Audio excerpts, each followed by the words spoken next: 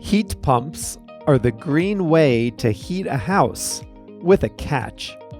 Hi there, everyone. It's Jeff, and this is Plain English, where we help you upgrade your English with current events and trending topics.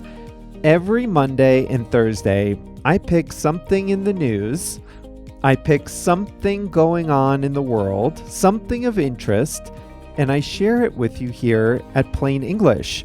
And that way, you can learn new words and start thinking in English. And in the second half of the audio lesson, I show you how to use an English expression. Well, today's story is about heat pumps.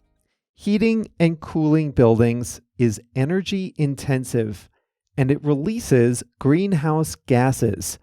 But heat pumps are a way to heat and cool buildings at a much lower environmental cost. If you're into science and engineering, this is for you. You'll learn how heat pumps use even very cold air to heat a house. And fittingly, the expression I'll show you today is heat up. This is a phrasal verb, and I'll show you two ways to use it. I'll also show you when to use heat up and when to use warm up. As always, we put the full transcript with quizzes, exercises, translations, and more, all at plainenglish.com. Today's lesson is number 682, so that means all the lesson resources are at plainenglish.com/682. Before we dive into today's story, you've heard me mention some of the great ways our Plus membership can help you upgrade your English, and you might be curious about what that looks like.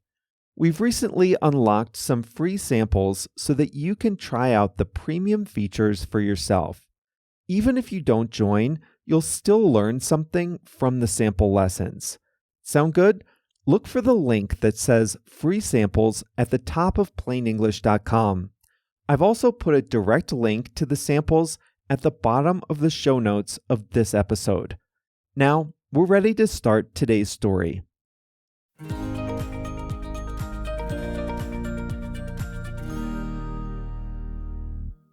Cars and trucks pollute, and we've all heard that electric vehicles can help reduce greenhouse gas emissions.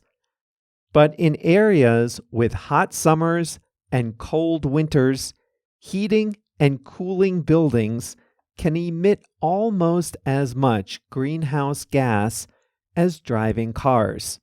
So, what's being done to reduce the emissions of buildings? One popular answer these days is heat pumps. In cold weather places, most buildings are heated with a furnace or a boiler. A boiler uses oil or gas to heat water. The hot water passes through metal radiators installed in a building's interior. The heat from the metal coils radiates out to warm the room. A furnace burns typically oil or natural gas to generate hot air. It then blows the heat into the house through ductwork.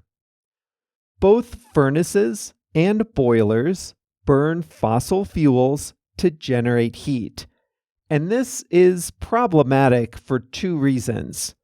First, environmental. They release greenhouse gases. Second, political. Oil and gas sometimes come from unfriendly parts of the world. Until recently, Europe, and Germany specifically, bought a lot of its gas from Russia. But now, governments are turning to heat pumps to help reduce emissions and rely less on imports of oil and gas. Heat pumps are the new old thing. Heat pumps have been around since the late 1800s, and they have been used in homes since the 1960s. But they were never as efficient or effective as furnaces or boilers, so they haven't been widely adopted. The new versions, though, are better. Let's take a look at how they work.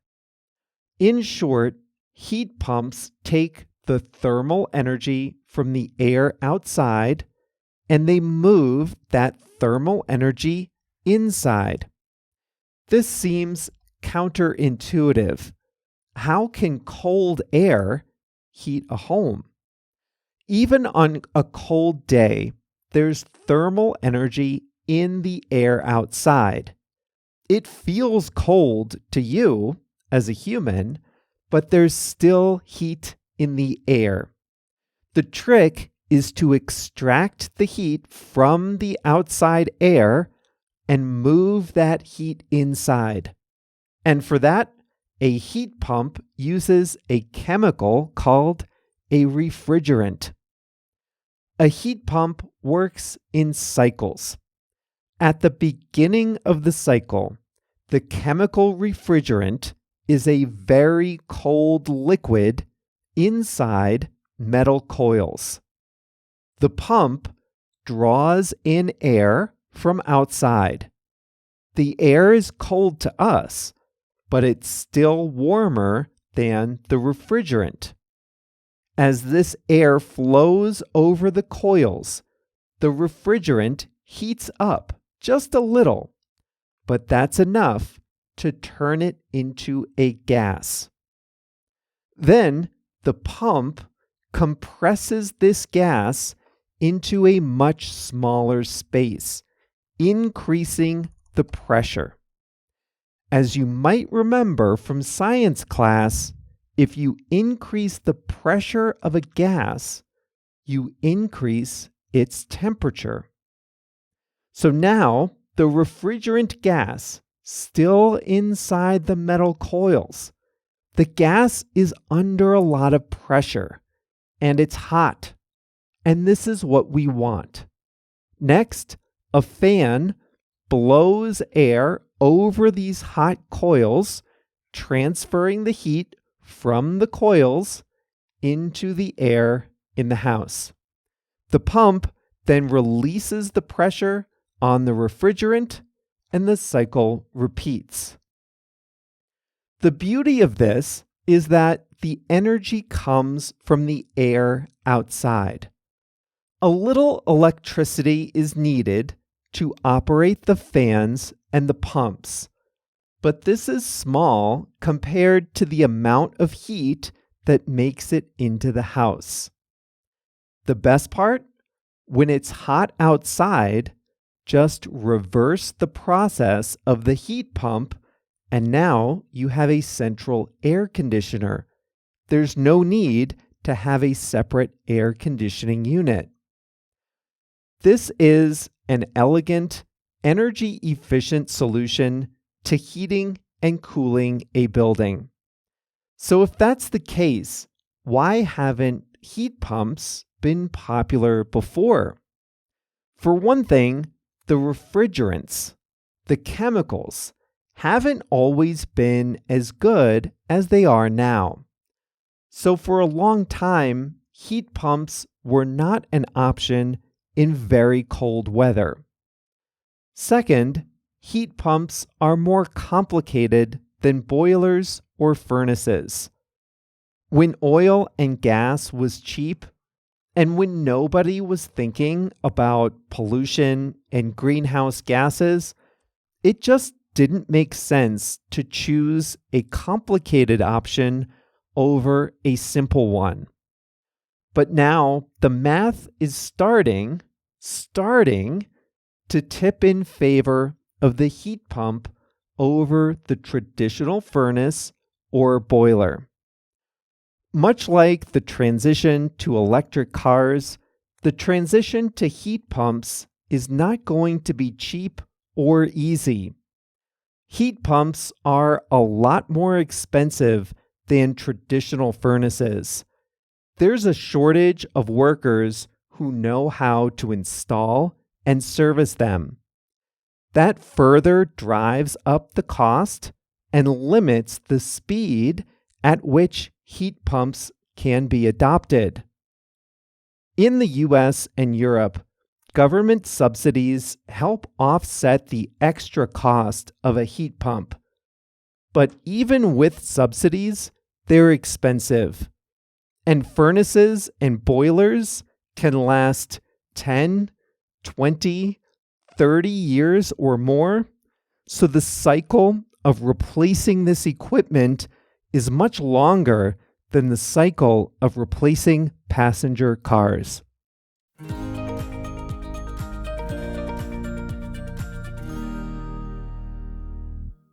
You guys know science is like a foreign language to me. So if you didn't quite catch that part about how a heat pump works, don't worry. You can listen to it again. You can read the transcript, or I have another option. The Guardian newspaper has a great graphic that finally helped me understand the science of how this works. I am operating at about a 10-year-old's level of science comprehension, so I needed a really basic explanation, preferably with lots of pictures.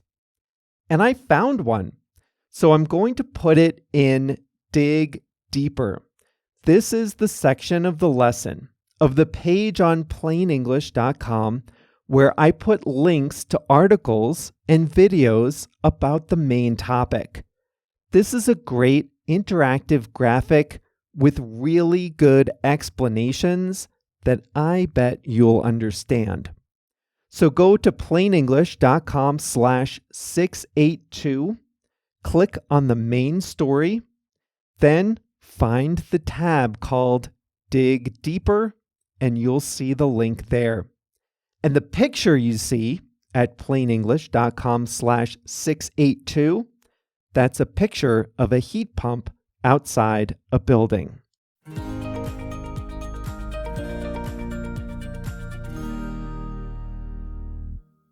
Today, I'm going to show you how to use the phrasal verb heat up. In short, it means to get hotter. Heat up can be used in two ways. First, you can talk about something getting hotter. And second, you can talk about how you or something else make a thing hotter. So let's start with the first way. Something that gets hotter without specifying how or why. A common way to use this is with temperature. I live in Mexico City, and we're at about 2,200 meters above sea level, a high altitude. And right now, we're in the warmest month of the year. In the morning, it's nice and cool, maybe 18 degrees Celsius. But in the middle of the afternoon, it can be 30, 31, maybe 32 degrees. So the weather gets hotter during the day. At around 1 o'clock here in Mexico City, you can say it's starting to heat up, or it's starting to heat up outside. That means it's getting hotter. It's starting to heat up. Your laptop can heat up. If you're working with a laptop on your lap and you've been using it for a while, you might notice the laptop getting warmer. So you might say, "My computer's heating up." Now, it's not dangerous. It's not going to start a fire from normal use, but you might notice it getting a little hotter. It might be a little uncomfortable on your lap. It's starting to heat up. A handheld drill, or so I have read. I have no personal experience, but a handheld drill might heat up after you use it to drill through some thick boards. A lot of physical and industrial processes use heat. A heat pump, for example, blows cold air over a chemical refrigerant. The refrigerant heats up a little. It gets a little hotter, and it turns to a gas. The pump then compresses the gas, and because it's compressed, the metal coils heat up even more. They get really hot. That's how a heat pump works. The other way to use heat up is similar, but this way is to talk about someone or something acting to make something else hotter. You use this with a direct object. If you make coffee, then get distracted, and an hour later you take a sip, it's cold. You might want to heat the coffee up in the microwave. You heat it up in the microwave. You take action to make the coffee hotter. A hot tub can be therapeutic on a cold day. If you have a hot tub, you might want to heat the water up for a while before you get in. You take action to make the water hot. I cook a lot. I cook most of my own meals. The other day, I made stuffed peppers. The oven was at about 200 degrees Celsius. That started to heat up my kitchen, especially since I put the peppers in the oven midday when the kitchen was already pretty warm. In this case, the oven took the action. The oven heated up the kitchen. I'll give you a quick tip. This is similar to warm up. You would use warm up if you want to make something hotter, but not too hot. If you start your car on a cold day, you'll turn the heat on inside. You want the inside to warm up. You don't want it to be hot in there, you just want it to be warm. You might want to heat up coffee so that it's hot, but you might want to just warm up a slice of apple pie. You don't want apple pie to be piping hot, so you'd warm that up. So warm up or heat up, which is which? Try it for yourself in the practice area. Think of your own examples. Think of your life. Write an example that uses heat up or warm up or both, and I'll take a look for you. That's in an area called Your Turn at plainenglish.com/682. You write your sentence using today's expression. I'll read it and review it and give you some feedback. That's all for today's Plain English. Coming up on Thursday, are we doing 2 science episodes in a row? We might be. Why did Beethoven go deaf? There are clues in his hair. That's coming up on Thursday. See you then.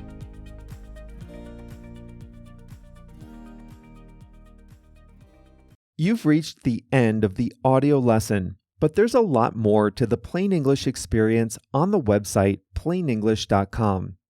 A lot of plainenglish.com is free, but the best tools to help you upgrade your English are part of the Starter and Plus memberships. And if you've ever been curious about what those look like, well, I have good news for you.